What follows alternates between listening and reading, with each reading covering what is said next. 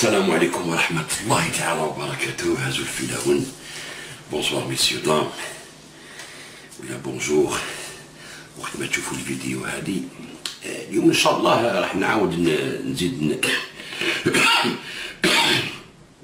نعطي توضيحات لمنار سليمي، محمد منار سليمي، هاد كما يقولوا السياسي المحنك بولحنك، هكذا يقري في لونيفرسيتي تاع محمد الخامس، يقري الاستراتيجيه والدبلوماسيه.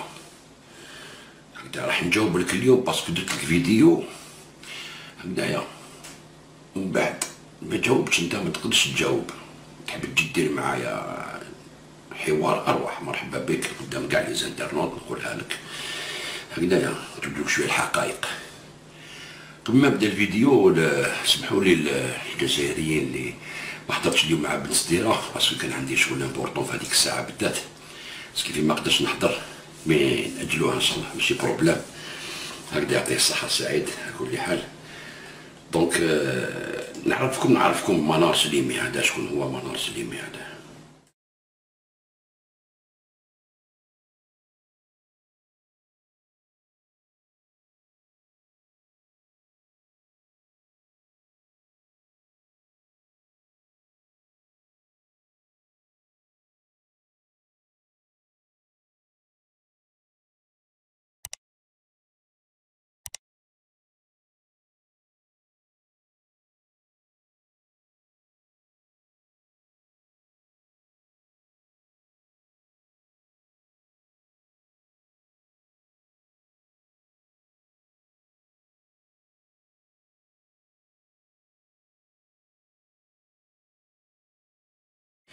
إذن هاكو شكون هذا العلامة الكبير في السياسة العالمية والاستراتيجية والتحليلات والدبلوماسية.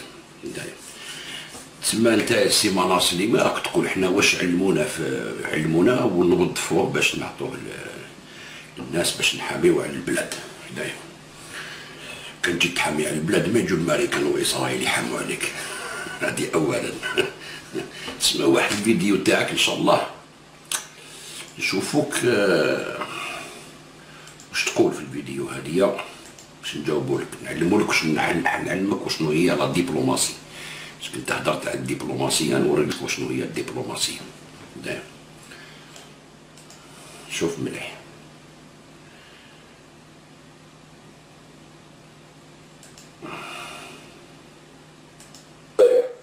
نبدا بدولة صور من المغرب، مشاهد سنحللها، ومن بعد غادي نمشيو في التحليل ديالنا باش نوصلوا لنتائج مرتبطه بوضع يشرح الكثير من الامور، وهو الوضع الذي تعيش دولة العسكر في الجزائر. نبدا بالزاويه الاولى او المشهد الاول. الزاويه الاولى وهي وفد امريكي مكون من مسؤولة عسكرية في القوات الجوية الأمريكية، ومن مساعد كاتب الدولة في الشؤون الخارجية، في زيارة إلى الجزائر. كيفاش تعامل الإعلام الجزائري مع هذه الزيارة؟ حاول في البداية يقدم واحد الوهم وكأن الولايات المتحدة الأمريكية هذه الدولة التي تقود العالم، جاي هذا الوفد للجزائر باش يتشاور معاه، باش يشرح للجزائريين، باش يشرح للدبلوماسية الجزائرية، باش يشرح للجنرالات الموقف الذي اتخذته الولايات المتحدة الأمريكية من قضية الصحراء المغربية، الاعتراف الأمريكي بالسيادة المغربية على الصحراء المغربية. هذا هو الاعتقاد اللي خلقات في البداية وسائل الإعلام الجزائرية حول تروج هذا الوهم هذا. قبل ما نجي للمضمون، وقبل ما نجي للتصريح اللي كان بمثابة الصفعة للدبلوماسية الجزائرية والجنرالات، تصريح ديال مساعد كاتب الدولة للشؤون الخارجية الأمريكي لدار تصريح قوي جدا داخل الجزائر وأمام وسائل الإعلام الجزائرية. قبل هذا المشهد هذا نبغي أنني نرجع لواحد الصورة اللي تنقلتها وسائل الإعلام العالمية، صورة بمعنى أن مسؤول تراك تقول أمريكا الدولة اللي تقود العالم هكذايا. جا عندنا وفد أمريكي هكذايا ترأسو صهيوني من ليباك هكذايا مع القوات الجوية، المرأة هذيك حكمت القوات الجوية، وجا عطانا صفعة في الجزائر. قال لنا بلي الصحراء الغربية تاع المروك ويديروا الحكم الذاتي هكذايا. عطاكم صفعة ليكم في الحقيقة ماشي لينا حنايا، هذه أولا، لأن الحكم الذاتي تاع البوليزاريو ينوض لكم كاع الريف يقول لك اعطيني الحكم الذاتي، وهذا بداية تقسيم المغرب. كنت تجي تقرا مليح القرايه، تقرا مليح لا ليكتور بوليتيك، كي يجي يقول لك حنايا لو كان جا فريمون تاعكم اللي تقولوا الصحراء بوليزاريو يعترفون بها الامريكان تاع الصحراء تاع المغرب بس تحبس هنايا كاش الحكم الذاتي. لان كي تولي الحكم الذاتي ستادير هما يديروا لكم الصحراء هذيك، علاش يديروا معاهم علاقات عندهم حكم ذاتي فيدراليزم، ياكلوا لكم البلاد ومن بعد ينوضوا لكم الريف حكم الذاتي بسبب مليليا رايحين ويقسموا لك البلاد وانت تعرف وتسكت. هذه الدبلوماسيه يعطيكم الصفعه عليكم ماشي لينا. حنا كي جات سي نون ايفينمون جا هدر وجا رايح يا با بروبليم. الصفعه ديتوها نتوما لانكم نتوما علاش؟ نتوما الصفعه اللي عطاها لكم كي جاب لكم كوشنر وجاب لكم هذاك الصهيوني وسينيتو معاه، ستادير قال لكم سينيو هنا مع اسرائيل، سينيتو. هذيك الصفعه في عقر داركم، العالم كاع يشوف، الشعوب المسلمه كاع تشوف. امير المؤمنين يعترف بكيان غاشم يقتل في خوته المسلمين كما هو ولادهم كدا، ومهجر 3 ملايين فلسطيني خارج فلسطين مهجرهم خرجهم ويدير لهم اراضيهم، ومن بعد يجي تعترف وتسيني معاه في بلادك. انت اللي ديت الصفعه ماشي حنايا. حنايا طلعنا روحو جاوز تقبلوه يا بات بروبليم، وانتو تشوف كيفاش تقبلنا وانت تستعرف بها بروحك كيفاش تقبلنا باش تعرف شكون اللي عطى الصفعه الاخر. حنا عطيناهم الصفعه ولا هما عطاونا الصفعه؟ نتوما الصفعه ديتوها الي روتور باسكو علاش؟ نتوما ردختوا الكولونياليزم، ردختوا على كل حال زمان ندخل المخزن تاعكم ماشي من اليوم، هذا شيء معروف، ولكن انا على قدام كاع الناس ما قدرناش. هذه ستادير سكتوا حبطوا سراول سينيتو وانتو تحصلوا في الجزائر. سينيت خلاص. كي تقول جا الجزائر عطاكم الحكم الذاتي، انتو تشوفوا الحكم الذاتي كيفاش يقسموا لكم البلاد. هذه كي تقرا فيها الدبلوماسيه. الا كان قبلت انت بالحكم الذاتي وتقول الصحراء ديالي بصح نقبل بالحكم الذاتي تسمى درت ان با اون اريير ديجا، تسمى الصحراء ماشي ديالك بوليتيكمون بارلون. لو كان جات الصحراء ديالك تاع الصح وانت متيقن بلي تاعك ديها دراع، والامريكان تقولوا لا ما كاش باش تجاو يعاونوكم كاع باش ديروا الحكم الذاتي. نورمالمون كي يجي يعاونك يستعرفك بالصحراء تما تاعك خلاص ما كان لا حكم ذاتي لا والو. هذا تقسيم المغرب. تبعني مليح نزيدك نوري لك السياسه. قول عسكري جزائري جنرال مع المسؤوله اللي هي مرتبطه بالقوات الجويه الامريكيه، مسؤوله عسكريه بمرتبه وزيره، ومجموعه من الدبلوماسيين. جلسه تقريبا فيها 8 ديال الاشخاص في جلسه دبلوماسيه. نبغي الكثير انه يرجع يشوف هذه الصوره الشكل ديالها. لماذا؟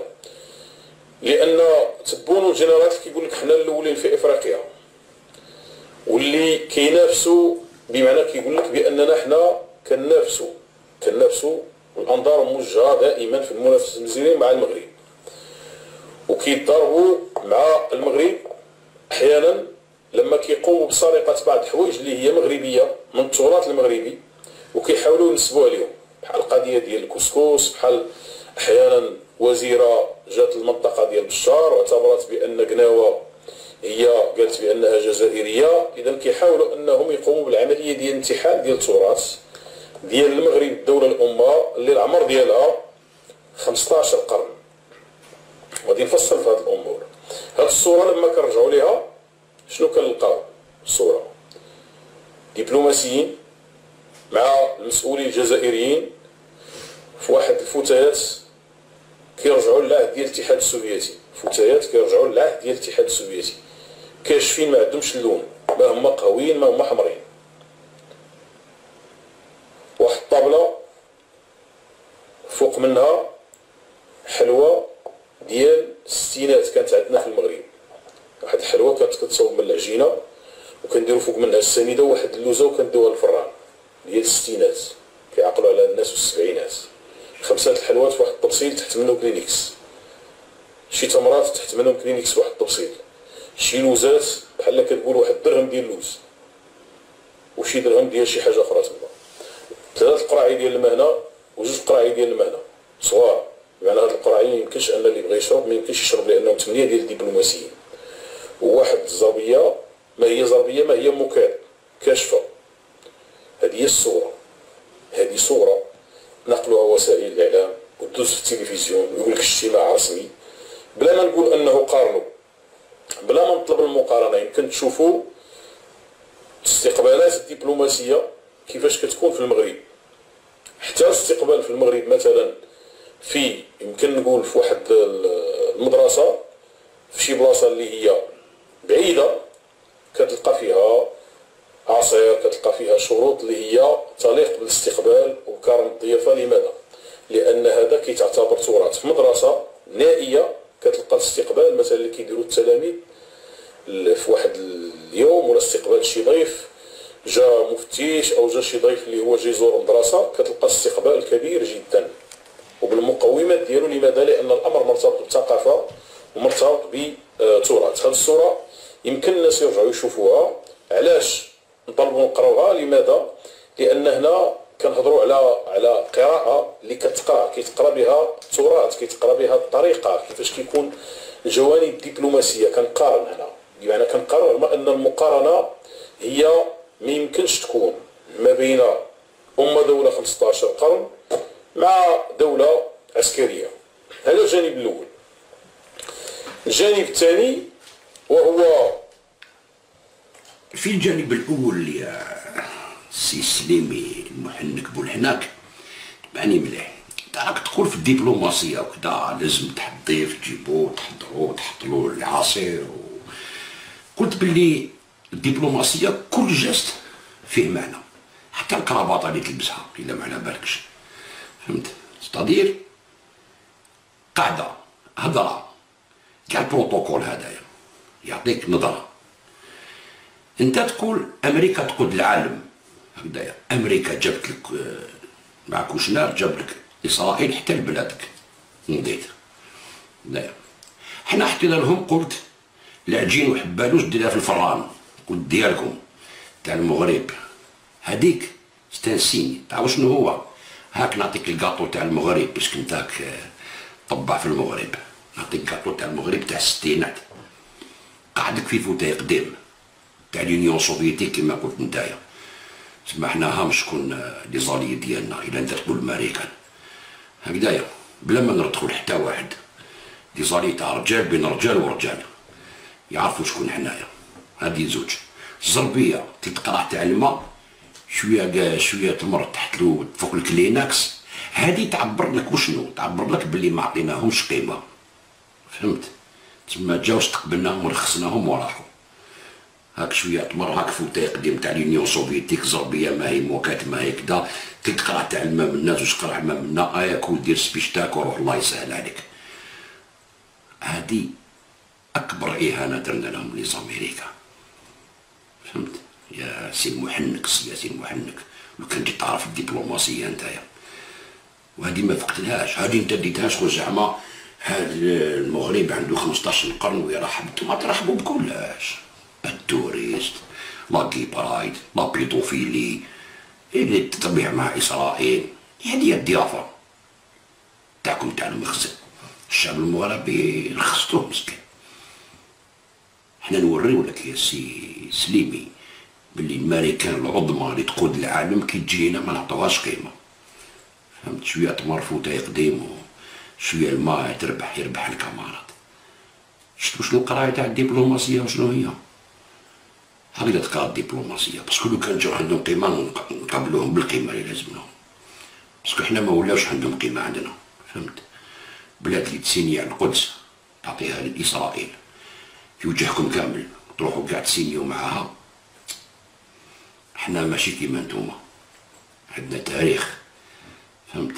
اللي في 15 قرن نتوما ما بنيتوش التاريخ كما بنينا التاريخ حنايا في قرن واحد مع فرنسا. برك خلينا من بكري الدولة الرستمية والدولة العباسية والدولة الفاطمية، فهمت؟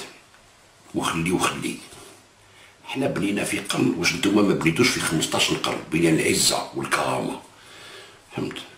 راسنا مرفوض، يجي الامريكاني ولا تجي شكون اللي يجي، تاكل شويه تمر تقطع تاع الماء فوتا قديم زربيه ماهي موكات وشويه العجين بحبانوس ديروه في الفران تاع المروك، وشحال انت قلتها فمك.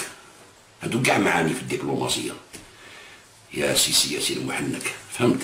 حنا ما نبطحوش، هادي وحده. زيدو نشوفوك دوكا واش راك تهضر على التطبيع، راك غير تبكي، راك تسمى انت لي فيديو هادو راك ديرهم للمغاربه، ماكش ديرهم للجزائر، تسمى راك تحوس كيفاش تجيستيفي قدام الشعب المغربي باللي حنايا كتشوف جاو الامريكان وصفعونا وقابلناهم بصالون قديم والكاطو تاع الفران وما نعرفوا شنو وكذا، بصح انت راك حاصل مع الشعب المغربي، قتلكم السكات تاعهم، لو سيلونس، على بالك سيلونس واعر، ما على بالكش راح يصرى، الشعب المغربي ما هدرش راه ساكت يضرب، باسكو هادشي حتى لازم كما يقولك ستان شوك للشعب المغربي، لازم له وقت باش يستدرك الدونجي اللي راهو فيه، كيفاش رايحين يقسموا له بلادو ويدوها له، فهمت؟ هادي تسمى هاد السيلونس هذا اللي وقعت لكم، راكم غير تهضروا وتوجهوش. حنا جيت الجزائر ندو بالشاروطي ندو في هاد الحكم الجنرالات وهاد الشيء، باسكو راكم حايرين، الشعب المغربي ما هضرش، سكوت تام، بصح في الليل كاع يهضروا في الدار وما على بالكم بها، فهمتي سيدي؟ ما تخافش. شوف نزيد نوري لك كي تهضر نتايا على التطبيع تاعكم،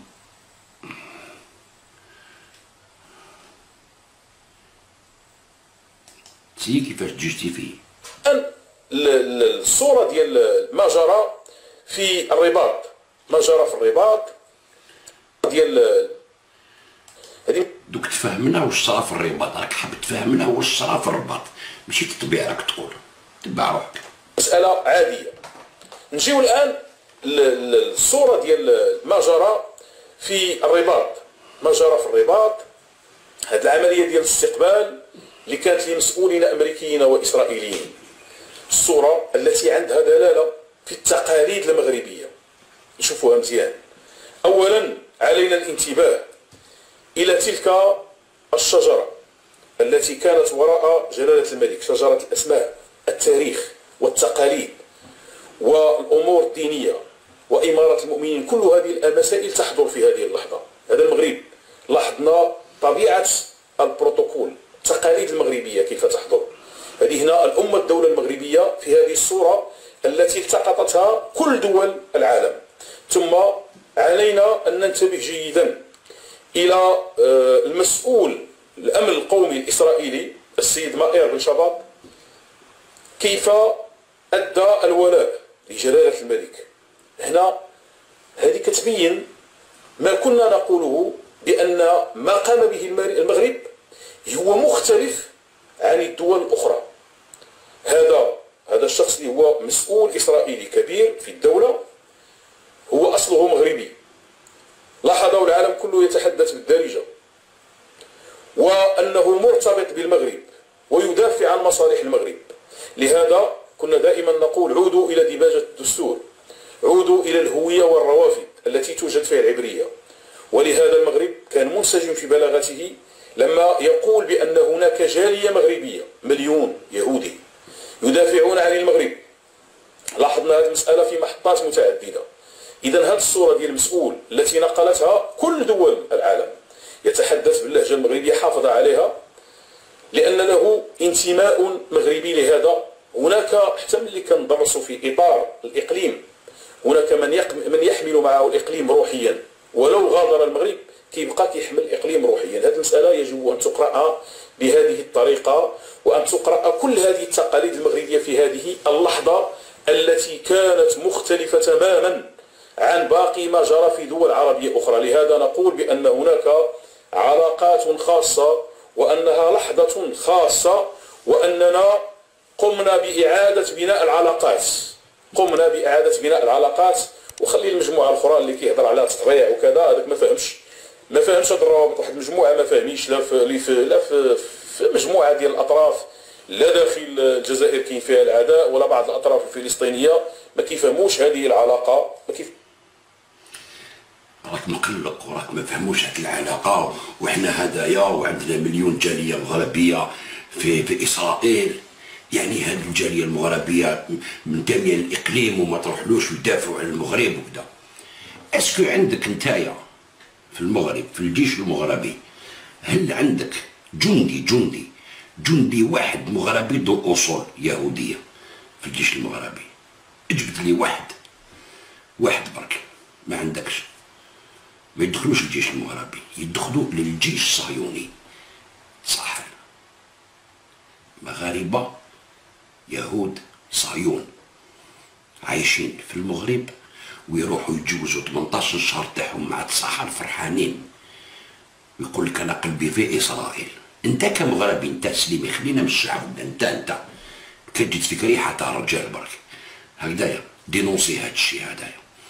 اذا كان مغربي ذو اصول يهوديه ما كاش مشكل، ماشي بروبلام، ولكن يرفض روحه ويروح يقتل مسلمين فلسطينيين، والروا تاعك امير المؤمنين هكذا رئيس لجنه القدس، يروح هذا المغربي هذا بالباسبور ماروكان اسرائيليا كان يروح يقتل الشعب الفلسطيني ويديله ارضه هكذا، ويعاود يولي من بعد فاكونس يجي بيرميسيون كيكمل يجي يسطالي في المغرب.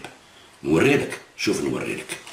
وجبد لي جندي واحد يهودي مغربي في الجيش المغربي.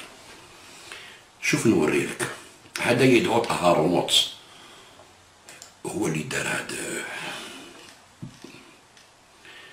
يقول لك أهرون moi 22 ans marocain et fier d'être soldat de Tsahal. شوف يا أيها السياسي المخضرم، شوف المجرمين.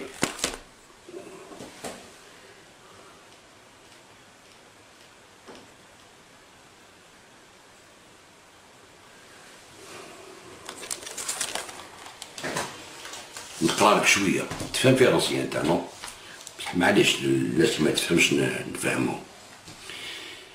انا هارون 22 عام مروكي، فخور بانني من الجيش الصهيوني. Le quotidien israélien d'autres Aharonotes israéliens relate l'histoire d'un jeune juif marocain de Casablanca de retour au Bercail pour fêter la Pâque juive, après avoir été enrôlé dans une unité d'élite de l'armée israélienne. Le reportage fait l'apologie d'un programme financé par une organisation sioniste américaine qui soutient le recrutement de soldats étrangers par Tsahel, récit d'un endoctrinement loin d'être un cas isolé. À l'été 2014, Aaron regardait la télévision dans l'appartement de sa famille, à Casablanca, quand il a vu Hamas tirer des roquettes Katyusha en direction de Beersheba, Ashkelon et Tel Aviv. Il avait des raisons personnelles d'être concerné. كان يشوف تلفزيون في الدار في المغرب في كازابلانكا، شاف الحماس يرموا لي كاتيوشا زعما هكذايا داع النيف. Justifié d'emblée de Aaron, journaliste israélien centriste proche du parti Kadima. Son père et ses deux jeunes sœurs étaient en Israël pour les vacances, non loin de la ligne de front. C'est alors qu'il a tranché en faveur d'une décision pour laquelle il hésitait encore à s'enrôler dans Tsahel. Alors, l'histoire Aaron fait partie d'une série en 4 volets, paru début juin dans Yedot Aaron, est consacré à des portraits de soldats étrangers enrôlés pour servir dans les rangs de Tsahel. Ok? Le Marocain de 22 ans témoigne. J'ai toujours voulu aller en Israël pour m'enrôler dans l'armée. Mais ma mère m'a toujours dit seulement après avoir terminé l'école secondaire, j'ai tout de suite compris que mon tour était venu, d'aller protéger ma patrie. Il explique que nombre de jeunes de son entourage l'ont fait avant lui. هكذا ياكل مع المغربي باسبور مغربي عايش المغرب في كازابلانكا وتبعت وداع يقتل الفلسطينيين الدراري فهمت؟ ناس عزل هكذايا، داير لهم ارضهم، يكسروا لهم الديور، يكسروا لهم الشجر تاع الزيتون يحوزوهم ويجيو يبنوا لي كولوني. هو يروح يساعد في هذا الشيء. هذا هو الاقليم اللي كل مرتبط بالاقليم ديالو المغربي. تبع مليح. يقول لك il était temps pour moi de leur montrer que tout comme eux je suis aussi un bon soldat. انا قال لهم بلي انا جندي صحيح. Peut-être fait-il référence au cas du caporal Igal, 25 ans, revenu à Casablanca en janvier dernier pour revoir sa mère retraitée. هذا قال 25 ans يروحوا من المغرب. شوف. Et dont le rêve était de suivre l'exemple de son père. بابا قال كان هكذا ancien militaire هكذا non soldier. Aujourd'hui décédé comme le relatait Israël Yaom, un tabloïd proche du Likoud et fervent défenseur de la politique de Benjamin Netanyahu, prenant soin de flouter sa photo et masquer son identité pour protéger sa famille au Maroc, écrit le journal. Igal, qui dit avoir fait sa part pour la sécurité de l'État, ne pense plus qu'à une chose, parachever sa alia en s'installant définitivement en Israël. J'ai toujours su que ma place était en Israël, concède-t-il. Aaron, lui, n'a pour ambition actuelle que de servir dans la brigade Golani, une des principales unités d'infanterie de Tsahel, basée sur le plateau du Golan, territoire annexé par Israël, à la Syrie voisine durant la guerre des 6 jours, et qui surplombe la vallée de la Baqa. Il ne tarit d'orgueil de porter le béret de son unité Farhan, au-delà de la distance et des frontières culturelles qui séparent Israël de Casablanca. Patati, patata, patata, ما كنا نكمل لك. تسمى هاد الناس اللي تقول نتايا عندهم الولاء للمروك وعندهم الولاء لكذا، هادو راهم يكبروا في المغرب، ساكنين في المغرب، يخدموا في المغرب هكذايا، ويروحوا من بعد يقتلوا خاوتهم، يقتلوا خاوتنا فلسطينيين ويديروا لهم اراضي تاعهم. وانت يا سي سليمي تقري قراوك هذه في المسجد باش تعطيها للمغاربه؟ ما قراوش. اسكو هذه قراوها لقاو لك باللي المغاربه يهود ما يدخلوش الجيش المغربي الملكي، يروحوا للجيش الاسرائيلي، وانت تخمم باللي اسرائيل راح يجيبوا الجيش تاعهم للمغرب باش يحاربوا الجزائر. يا من المغاربه رايحوا يحاربوا على اسرائيل، واش بيك؟ كيفاش هو يدي من عندك حبيت يجيب ما يجيش. داو لكم البلاد، داوها لكم. سي فيني سبته مليليا ماشي ديالكم. الحكم الذاتي زعما البوليزار سي سا مارش، انا نقولوا باسكو البوليزاريو ما يسكت لكم كيما حارب اسبانيا كيما يحاربكم. ستادير راك خاسر. الو كي تجي تقول للمغاربه مساكن تقول لهم بلي لا احنا ماشي تطبيع كيما الاخرين، تطبيع كيما الاخرين اكثر من الاخرين كاع. هما الامارات وهذوك اللي سينيو معاهم السودان وكذا، ما كاش سودانيين يروحوا يقتلوا الشعب الفلسطيني مثلا، ولا اماراتيين يقتلوا الشعب الفلسطيني، ما كاش. بصح انت عندك مغاربه، راك تقول انت بلي هادو مغاربه ذو اصول يهوديه يروحوا من المغرب يقتلوا الفلسطينيين ويدوا لهم اراضيهم ويعاونوا في الاستيطان وفي الاستعمار الغاشم. سي اونكور بلي غراف. وعاودتوا في 67 كما قبل هاد لي بي دي غولف هادو. تسمى نتوما منبطحين من زمان الزمان ماشي من اليوم. يا سي سليمي تسمى انت راك تكذب على الشعب المغربي، راك تقول لهم بلي عندهم الولاء، ما عندهم. لا اسمع نعطيك واحد الجواب على هذه، اسمع مليحه هاك.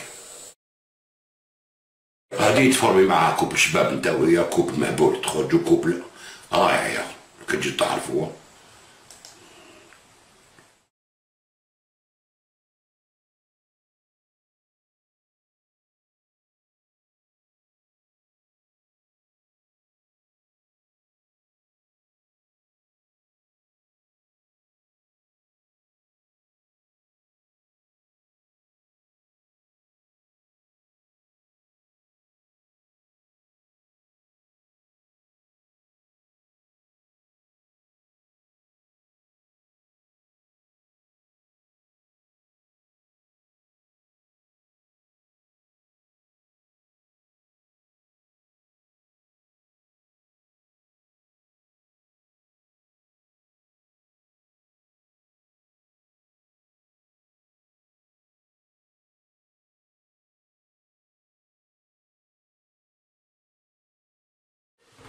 الحبيبه كوبل معاها انت طاب تصويره هكذا شروب دو مالي ودابا داك الكوستيم لا كلاس تخرج عليك هكذا الدراري يخرجوا مليحو.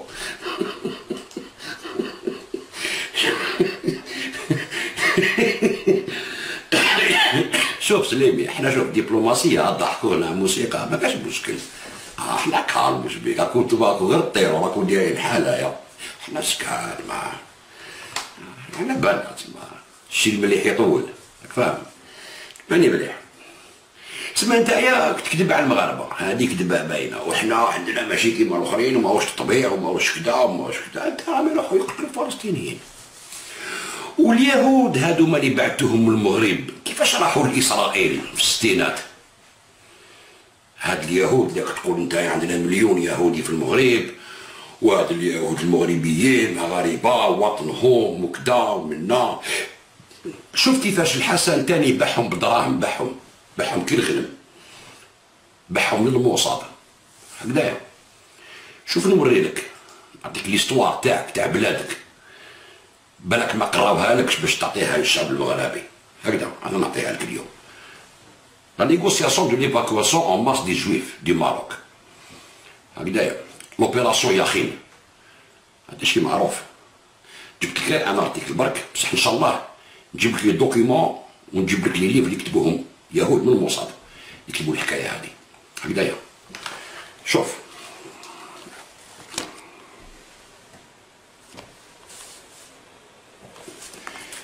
شو نقرا لك سي سليمي؟ نقرا لك واش ما قراوكش في المسجد اللي قريت فيه باش وليت انت محلل سياسي محنك بولحناك، فهمت؟ شوف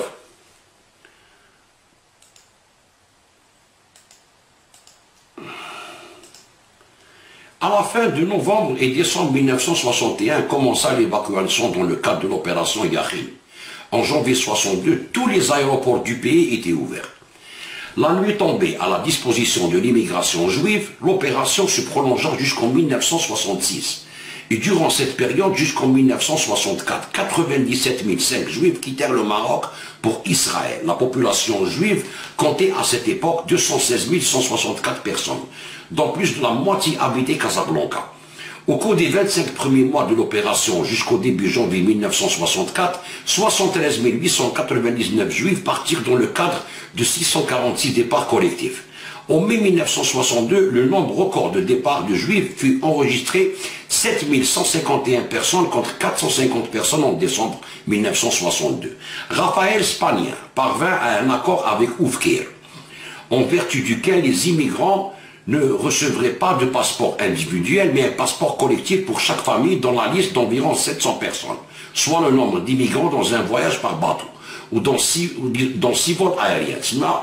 تفاهم مع وفكير باش يعطيهم باسبور كوليكتيف، تسمى ماشي كل واحد باسبور تاعو، كل فاميليا يدير لهم باسبور واحد وتصور تاعهم اللي قاعد داخل هكذايا، تبع مليح. دونك سي فول aérien. Sur chaque document figuraient les coordonnées de tous les membres de la famille et une photographie des parents et des enfants âgés de plus de 5 ans. À compter du 27 novembre 1961, les Juifs quittèrent le Maroc au vu et au su des autorités et avec leurs accords tacites. Selon l'accord avec Benjeloun, le montant versé par Israël pour chaque immigrant devait être doublé, passant de $100 à $200.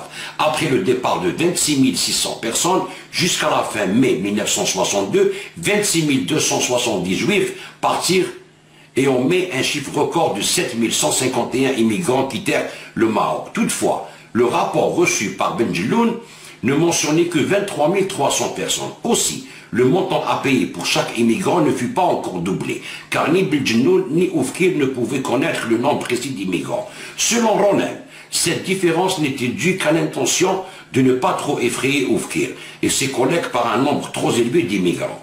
À ces moments, il fallait ajouter celui de l'acompte d'1 demi-million de dollars livré en main propre à Genève. 1 demi-million de dollars en 61. Là-bas, شحال دراهم ذاك الوقت يقول مليار دولار دركا. كاش في جنيف. اسمها مليحة. Et quelques sommes mensuelles versées comme récompense à de petits fonctionnaires impliqués dans l'opération, et surtout au directeur du cabinet d'Oufkir, Abdel Wahab El-Hilali. تسمى هذوك لي فونكسيونير كان تاع الاخر كانوا يعطوهم شويه تشيبا تما في المغرب هكذايا. تسمى مليح. De novembre 61 jusqu'à la fin 66, 97 500 juifs quittèrent le Maroc, bien que le montant demandé par les autorités marocaines pour chaque immigrant fut de $250. 250 دولار للراس، ذاك الوقت دراهم $250. كما تقول دوك $25,000 par exemple à peu près.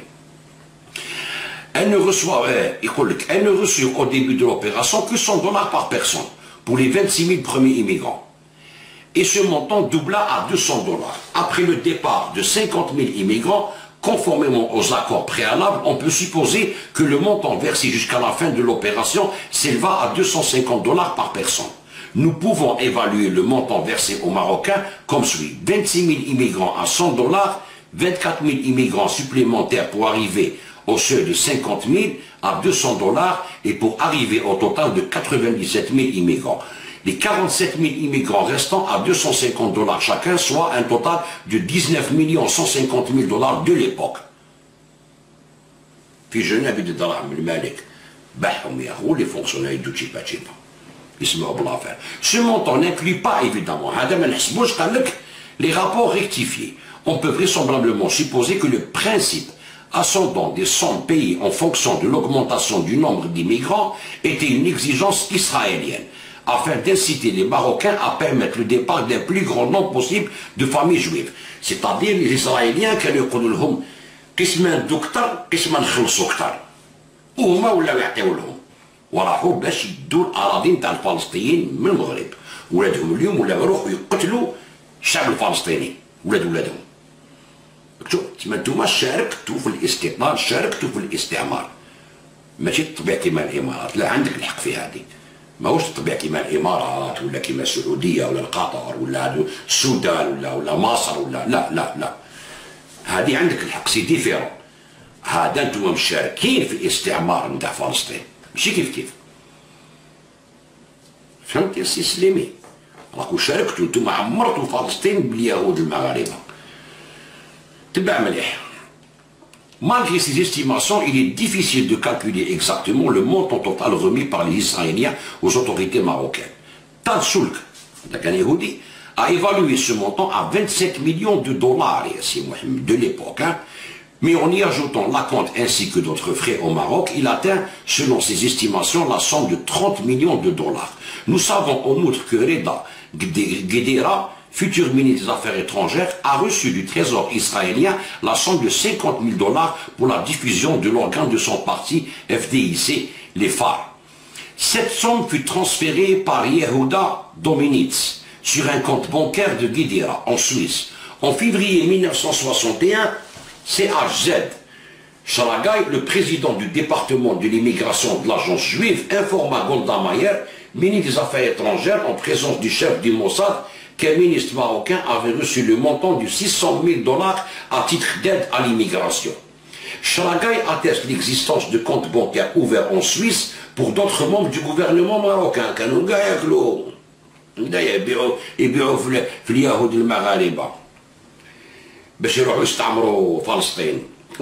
Alors, ce montant n'inclut pas le pot de vin ou pourboire que les émissaires de la Misguet au Maroc distribuèrent et de diverses catégories de fonctionnaires et d'officiers de police. Néanmoins, selon Haïm Halami, les douaniers et policiers du port de Casablanca ne reçurent pas d'argent, les douaniers. Tout au plus, on leur offrit des boissons et des sandwichs au café local. allez بعد يستعمروا معليش الديواني ما يعطيش مسكين بصح هذاك الله غالب ما ينجم يدير والو الشعبي مسكين هذاك يعطوا له ساندويتش وقهوه يبيع بلادو يا تحير الدوخ الثقافه هذه الثقافه والتقاليد يا سليمي هذا هو التقاليد و 15 قرن الدوله المغربيه عندها 15 قرن تاع الله يطول في عمر سيدي انكر تهضر وتجي تقول قراوني انكر ما تكذبش على المغاربه واش بك الشعب المغربي ما يستاهلكمش واش تحبوا الله غالب هذه هي. Le prince Moulay Abdallah, qui détenait une concession sur 51% des billets d'avion et de bateaux des sociétés qui transportaient les immigrants, bénéficiait ainsi de ce projet. C'est-à-dire le prince Moulay Abdallah, le prince Moulay Abdallah, عنده الترانسبور اللي كيترانسبورتي هادو اللي يجوي اللي يروحوا لفلسطين باش يستعمروا يحتلوها يعمروا بهم الاراضي الفلسطينيه هو يدي نص درهم تاع لي بي تاعهم كاع تسمى تشيبا صحيحه ايوي كاع اسمع مليح Une concession de 51% des billets d'avion et de bateaux de sociétés qui transportaient les immigrants bénéficiaient aussi de ce projet. Les Israéliens qui, à un certain moment, pensaient proposer de l'argent à Oufkir, durent se rendre à l'évidence qu'il n'était pas la personne que l'on pouvait corrompre. Karmit Gatman témoigne elle aussi que les chefs de la Misgueret tentèrent de soudoyer Oufkir, mais n'y parvinrent pas, car les problèmes d'argent ne le préoccupaient pas. Selon son fils, Raouf Oufkir ne fut informé que longtemps après la dimension financière de la transaction, il en fut choqué. Des sommes particulièrement importantes furent remises régulièrement au directeur de cabinet d'Oufkir, Abdouhab Lahlali. Selon l'accord conclu avec lui, Lahlali devait recevoir $1 pour tout immigrant jusqu'à 2000 personnes et $2 au-delà de ce nombre. Par la suite, il s'avéra que sa contribution à l'opération n'avait aucun effet sur celle-ci. Le responsable du Romain à Paris, Samuel Toledano, nous fournit d'autres détails sur les transferts d'argent israéliens aux autorités marocaines. En contrepartie, nous payons $250 per capita, dans des sacs remplis de billets envoyés en Suisse, $250 000 chaque fois après le départ de chaque bateau. L'argent qui fut versé après chaque vol ou chaque bateau arrivé de New York à Paris en passant par Genève. Tous les 3 mois, un représentant du roi arrivait au bureau de l'IAS, le HIAS à Paris. Et Haïm Halalmi lui remettait l'argent selon les accords, soit $250 par migrant. Les salaires des émissaires du Mossad au Maroc, qui travaillaient dans les bateaux du HIAS, furent également payés par l'Halami. Jouef. Ce dernier précise que le représentant du roi, Ahmed Ben Saad al-Harizi, se rendait chaque mois à son bureau à Paris et recevait de lui des chiffres mensuels sur le nombre d'immigrants et en fonction des chiffres. Le Harizi partait à Genève pour percevoir les sommes du Moshe Haskel dans le bureau du trésorier de l'agence juive Eran Laor. Selon son témoignage, bien qu'au début de l'opération, il indiquait avec précision le nombre d'immigrants, par la suite, il rectifia un peu leur nombre. Par ailleurs, lorsque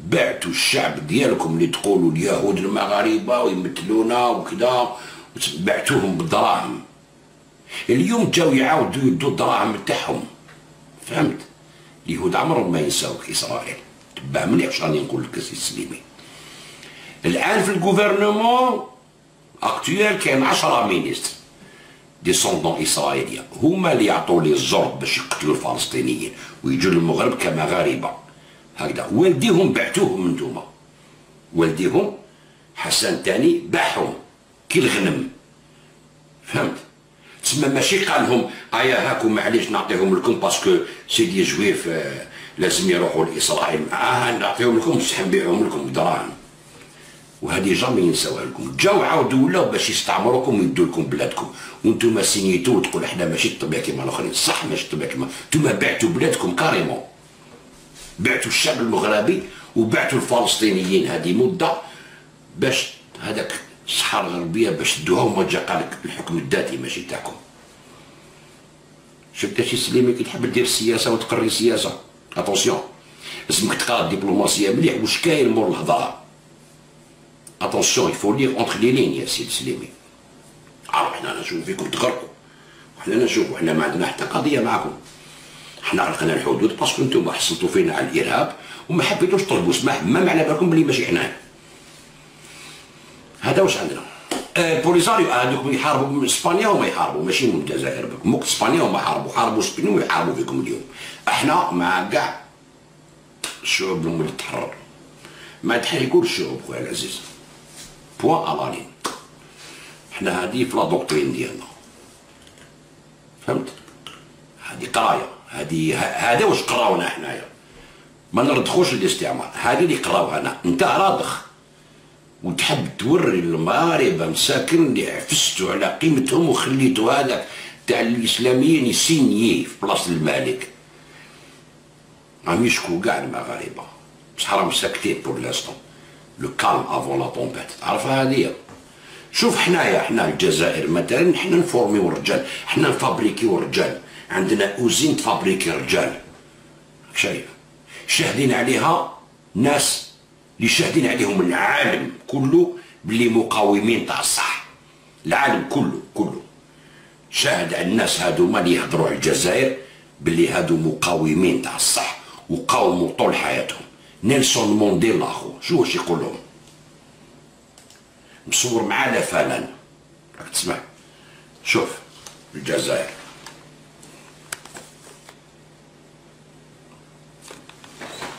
شوف هذه مع جبهة التحرير الوطني. وش يقول لهم مونديلا؟ الجيريا ماد مان اوف مي، ستادير الجيري ردتني راجل تباه مليح. شوف يا سي سليمي احنا واش نخدمو. شوف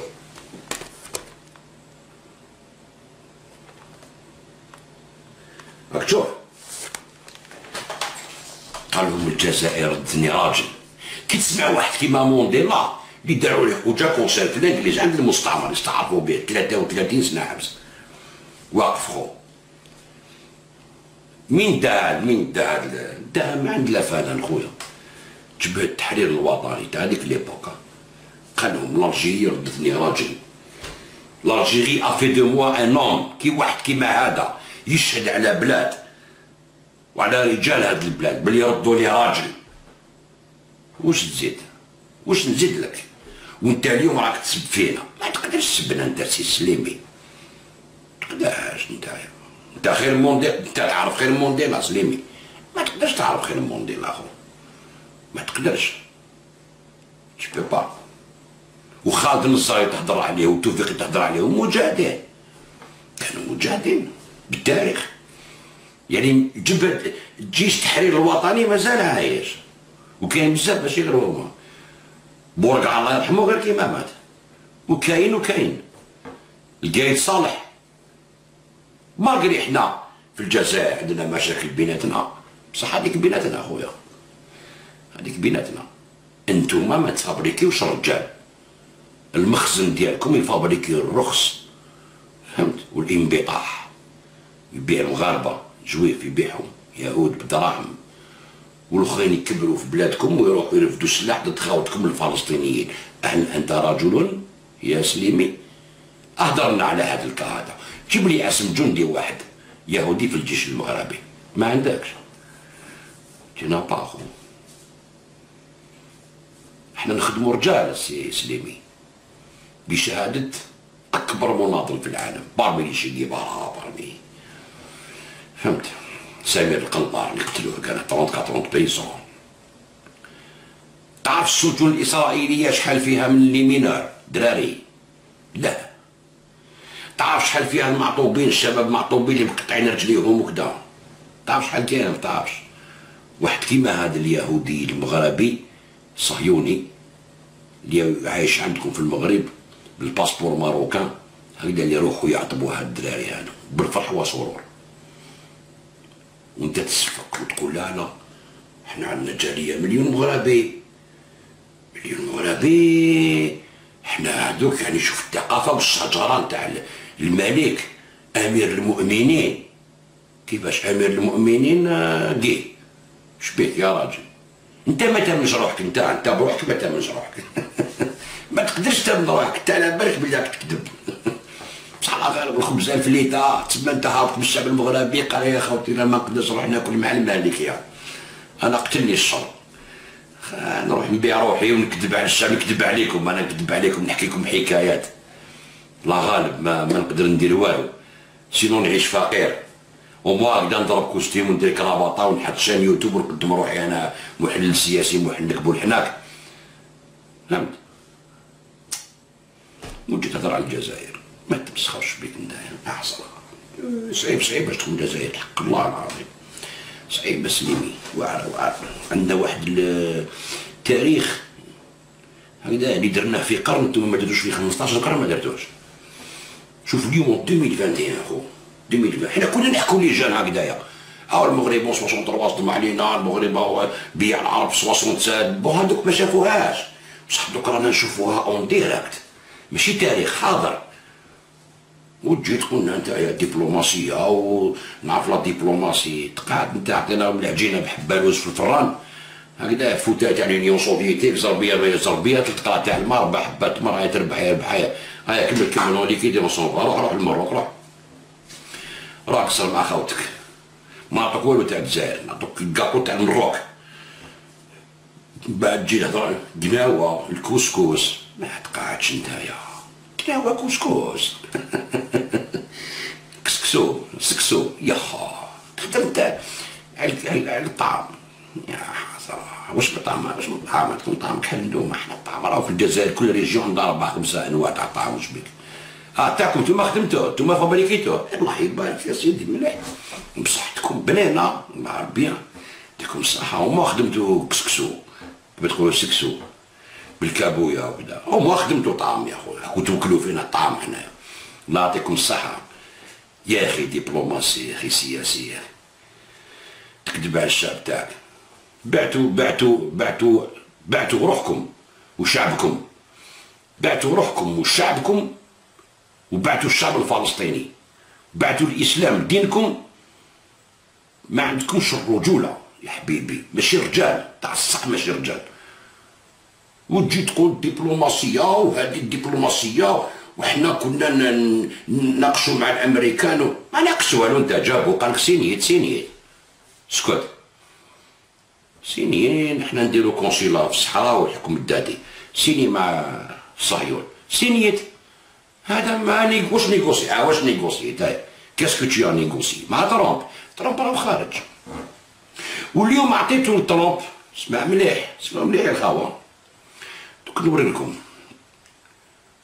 نون سولمون تسينيو تبيعوا بلادكم تبيعوا الدنيا كامل، وزدتو عطيتو لترامب كانوا مواقع هذه ما درتوهاش، وراه خارج راهو بلادو كاع كونطرا عليه جدك، رايحين يشرعوا له كاع.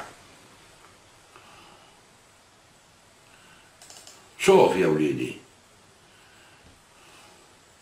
ولماذا عطيتو له هذا الوسام؟ ما نماش. الرئيس الامريكي ترامب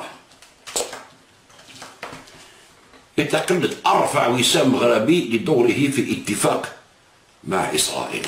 با با با با با با با با. شوف لماذا عطيتو له في اتفاق تطبيع مع اسرائيل؟ مصدر رفيع في الإدارة الأمريكية لوكالة رويترز أن الرئيس المنتهي ولايته دونالد ترامب تسلم اليوم الجمعة أرفع وسام من المغرب لمساعدته في التوصل لاتفاق تطبيع مع إسرائيل. أعطيته له باسكو هو داركم لي زاكور مع إسرائيل.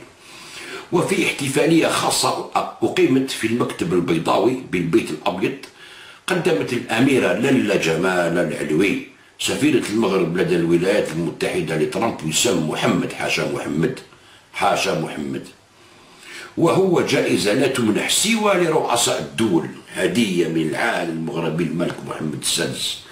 كما تلقى كبير مستشار البيت الأبيض جاريد كوشنر ومبعوث الولايات المتحدة إلى الشرق الأوسط آفي بيركوفيتش جائزتين لعملهما على الاتفاق الإسرائيلي المغربي الذي جرى التوصل إليه في ديسمبر، ولم يتم السماح لوسائل الإعلام بحضور مراسم منح الجوائز.